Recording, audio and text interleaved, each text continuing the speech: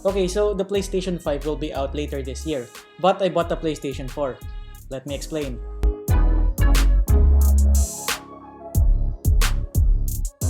Okay, before we begin, let me introduce myself. My name is Jer Victor. This is my new channel dedicated to some personal content and also anything from gadgets, toys, collectibles, and also gaming. And if you are new to this channel, welcome sa inyo. If you are into this type of content, consider subscribing. Click the bell button so you will be notified. Okay, before we begin on why I bought a PS4 in 2020, i-unbox muna natin to. In case you're wondering, I am recording this during the ECQ. Today is May 5. Pero ito na yun, this is my new PlayStation 4. If you are wondering how I purchased a brand new PlayStation 4 during lockdown, Data Blitz, one of the leading electronics and gaming retailers here in the country, has opened a temporary e-commerce store. Ang laking bagay ng ginawa nila, nagkaroon tayo ng access sa consumer electronics. I am not sponsored by Data Blitz, talagang bumili lang talaga ako. And I've been planning to have a PS4 ever since. Yun nga lang nagkaroon ng ECQ. And then they opened the temporary e-commerce store, kaya I grabbed the opportunity. Ngayon naman, this is the PlayStation 4 Slim Megapack package, and it also has 4 free games. Yung free games dito, it's Grand Theft Auto 5, God of War, Horizon Zero Dawn, saka Fortnite. Hindi ko na papatagalin, I will open the package using this samurai. Fresh na fresh. Okay. So let's lay this down and check out the contents. May isa pang box sa loob. Grabe to ah. Sakit sa braso. Nahihila yung pilay kong braso. Okay, so we got the first box out of the way. Mas madali na to ngayon. Ay, sorry.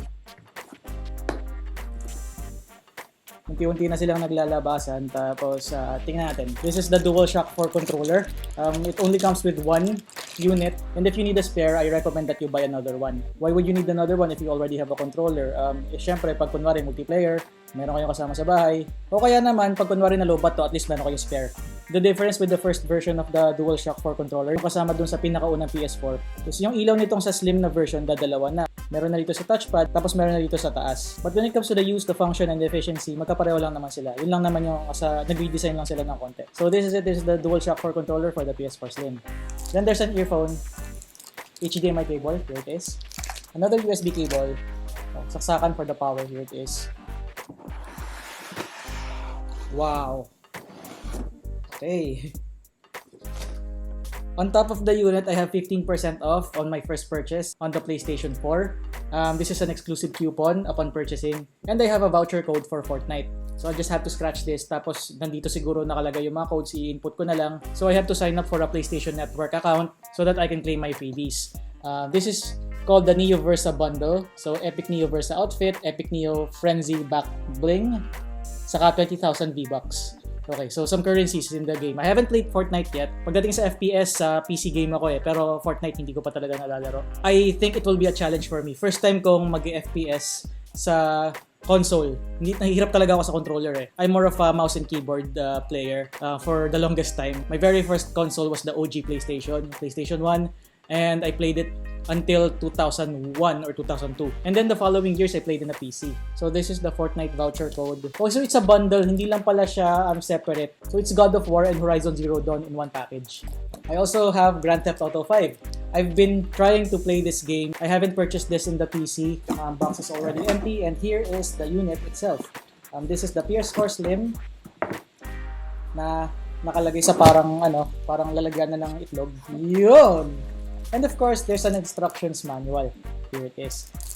It also comes with a quick start guide. Makakapal sila, so I believe this is in different languages. Ganun naman pag manual, iba-ibang mga lingwahe. So these are the vouchers and the CDs nakasama. And this is the unit itself. Finally, I have a PS4. I like the matte finish compared to the PS3, which is glossy. It just avoids the fingerprints. The surface is not that prone to smudges, which is good. And then we see the buttons and the ports that's included in the console. So this is the power button, and this is the eject button. Magkatabi lang sila. It has ports for Ethernet cable, HDMI, auxiliary cable, and for the power. And then what I like about this is the rubber grip underneath. We are seeing familiar shapes here. These are the buttons in the controller. So we have triangle, circle, square, and the X button. These are the designs that were put underneath so that the console will have extra grip. So this is it. Finally, I have a PlayStation 4. And in a few months, PlayStation 5 will come out, but I don't care for now. Finally, makakalaro na ulit sa console after long years of being so busy in playing video games in the PC and also trading card games. Just a quick trivia before we move on. The very first and last trading card game that I played is Magic the Gathering. Magic the Gathering, I played until 2014. Cans of Tarkir pa yata yung last na expansion ko. And then I sold everything. Most of the money that I earned from me selling the cards, it helped me buy a brand new mountain bike. So right now, I'm not that updated with the game mechanics, but I'm still updated with the story. And another one, I mentioned before that my very first console was the PS1. The reason why I bought a PS1 because of Final Fantasy VII. Final Fantasy VII for me is one of the best video games ever made. And sa buong franchise ng Squaresoft nung time na yun, tapos naging Square Enix na ngayon, FF7 stood out for me. For me, it has a very deep connection. I just fell in love with the story, I fell in love with the characters. And then fast forward to 2020 when they released the Final Fantasy VII Remake for the PlayStation 4. Isa sa mga nagpainganyo sa akin bumili because I would really love to play the game. Sa ngayon, nag-iipon pa ako para dun sa CD. I prefer the physical CD. Unfortunately, I was not able to pre-order, but I guarantee you that I will play it. I might stream it in the future, but I'm not sure yet. If you want me to stream Final Fantasy VII, just comment below. Today is May 11. I already got Final Fantasy VII Remake. I ordered the deluxe edition. I can't wait to unbox this in the channel soon and show the contents and also play the game. But first, let's get back to May 5. So this is it. Finally, I have my brand new PS4 Slim. The Megapack bundle with the 1TB storage is 17,990 pesos. So that's around $355 US. Just a quick story, I was not aware of the sale that happened last December. Last December, Data Blitz dropped the price to 13,000 pesos. Sobrang sayang kasi nalaman ko lang mga few weeks ago lang. Tapos yung sale na yon, parang nakatipid ka ng around 5,000 pesos. I wasn't able to purchase a PS4. I was in the process of building my new mountain bike and I put my plans on buying a PS4 on the side. Pero yun nga sobrang nakakapanghinayang. But anyway, that's fine. Nabili ko na and I've already decided. Bawiin ko na lang sa susunod. Anyway, PS5 will come out and I'm also planning to buy one maybe in a year or two. Hindi pa naman ngayon. Masyado pang maaga para mag PS5 eh. Pero if you want to buy a PS5 by the end of the year, that's not a problem. I only shared how you can get one in the middle of a health crisis. Yes, retail stores for consumer electronics are still closed, but they came up with a temporary e-commerce store so that you can still purchase. Okay, going back to the main topic, why buy a PlayStation 4? By the time I'm recording this, we're almost halfway through the year, and the PlayStation 5 will come out in the last quarter. My first reason is the price. The PlayStation 4 has dropped significantly throughout the years. There's this one article that I read that the PlayStation 5, they predicted that it might cost around $499. $499, it's quite a hefty amount for a console. And to keep it in perspective, that's $100 more expensive compared to the initial release of the PS4 back in November 2013.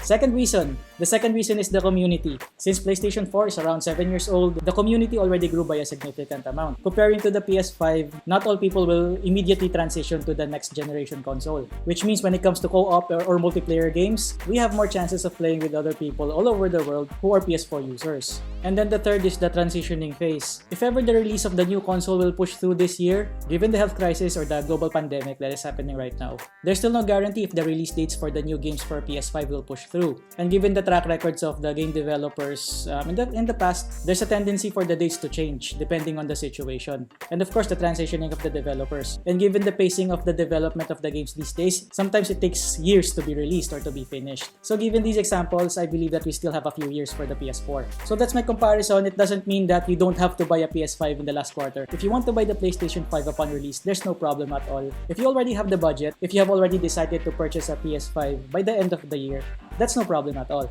These are just opinions and my own decision, and I would just like to share it, and maybe you might take this into consideration. So take this with a grain of salt.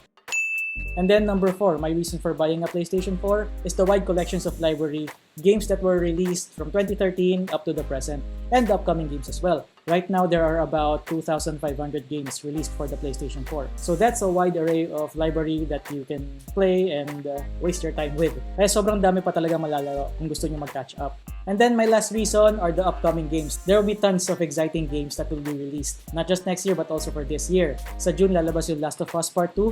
Tapos sa September is Cyberpunk 2077. And then there's Ghost of Tsushima,